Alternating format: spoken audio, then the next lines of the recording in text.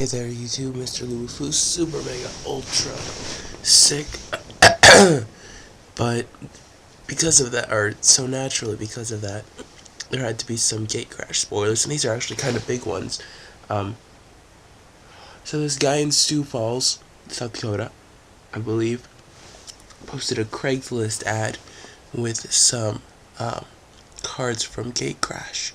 And so I'm just going to go over them. I've looked at them, the numbers seem to match up, it seems to be legit, which is pretty bad for Wizards since it has 5 pretty big Mythics spoiled. And whoever did this, probably not the smartest thing in the world to do. There was probably some sort of breach of contract or something. But let's go ahead and look through what's around. So you have Enter the Infinite, 8 colors, blue, blue, blue, blue. Sorcery is draw cards equal to the number of cards in your library, and put a card from your hand on top of your library. You have no maximum hand size until your next turn. I think it's a silly card in the sense that it's silly fun. Combos well with Omniscience. Other than that, I don't know. Seems very fun. EDH, blue ram sort of thing. I kinda wanna play with it. Next we have Hellkite Tyrant, the generic big stupid mythic dragon of the set. 6 mana, 6/5 flying trample. Whenever it deals combat damage to a player, gain control of all artifacts. At the beginning of your upkeep, if you control 20 or more artifacts, you win the game. Definitely good for Kaalia EDH players since there's a lot of good artifacts in EDH.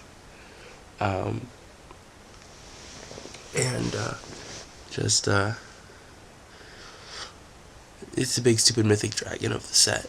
I'm not terribly impressed by the dragons. Next we have the first of 2 spoiled guild leaders.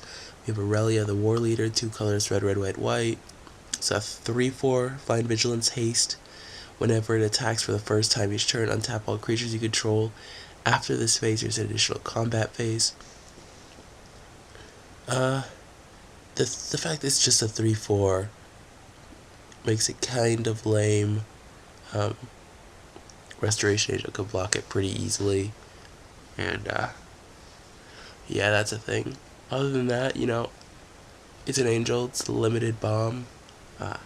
Does not trigger with Kaalia because it's already put into play attacking. And I kind of want to try it in standard, but I don't think it's that good. Next we have Borborygmos Enraged. 4 colors, red, red, green, green for 7/6 trample. Whenever it deals combat damage to a player, reveal the top 3 cards of your library. Put all land cards into your hand and the rest of your graveyard. Discard a land, and it lightning bolts a creature or player. Excuse me for a second. Okay. Didn't sneeze like I thought I would. It's like a bad Inferno Titan, to be honest. I like Inferno Titan a lot more. 8 mana is just way too much for standard playability. EDH maybe, but not more than that. Lastly, there was a Planeswalker spoiled, Domri Raid. 3 mana Planeswalker, colors red green, so it's Gruul. Starts out with 3 loyalty. +1 is reveal the top card of your library. It's a creature card. You reveal it, put it into your hand. -2 is a fight, so creature you control fights another target creature. And -7 is creatures you control hit double strike, trample, hexproof, and haste. Don't expect that the emblem is ever going to go off in a standard match because it won't. I'm not that impressed with it. But again, I'm never impressed with 3 mana Planeswalkers, even when it's wrong for me to do so.